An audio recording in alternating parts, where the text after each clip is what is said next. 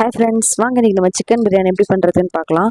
ஒரு கடாயில் தேவையான அளவுக்கு எண்ணெய், கொஞ்சமாக சோம்பு, பட்டை, பூ, ஏலக்காய், 2 பெரிய சைஸ் வெங்காயம் நல்லா ஸ்லைஸாக கட் பண்ணிக்கோங்க. நல்லா வெங்காயம் வதங்கணும், நல்லா பொன்னிறமாக வதங்கி வரணும் வெங்காயம். இந்த மாதிரி வதங்கி வந்தோடனே 3 மீடியம் சைஸ் தக்காளி, அதையும் நல்லா ஒரு தக்காளி வெங்காயமும் நல்லா எண்ணெய் பிரிஞ்சு வர அளவுக்கு நம்ம நல்லா வதக்கிக்கலாம்.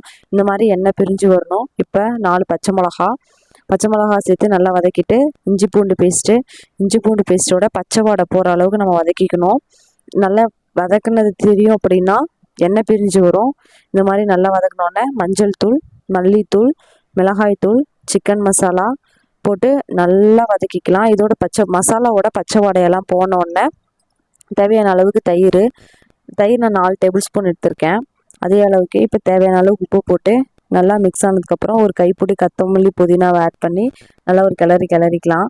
இது நல்லா கிளறினோடனே நம்மளோட சிக்கன் லெக் பீஸ் இதெல்லாம் ஃபுல்லாக ஆட் பண்ணிக்கலாம்.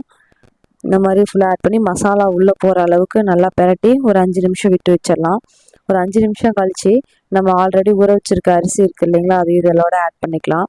ஃபஸ்ட் நம்ம வெறும் அரிசி மட்டும் போட்டு ஒரு கிளறி விட்டுட்டு கொஞ்சமாக தண்ணி விட்டுக்கலாம். தேவையான அளவுக்கு தண்ணி விட்டு இந்த மாதிரி நல்லா ஒரு கிளறி ஒரு கொதி வந்த உடனே கொத்தமல்லி புதினா ஆட் பண்ணிக்கலாம். இன்னொரு கொதி வந்த உடனே நம்ம தம் போட்டுடலாங்க.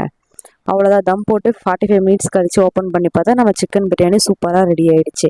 இப்போ நம்ம ஒரு வாழையில போட்டு அதில் நம்ம வெங்காய பச்சடி, ஒரு முட்டை, சிக்கன் கிரேவி, நம்ம இப்போ செஞ்ச சிக்கன் பிரியாணி, அவ்வளோதாங்க.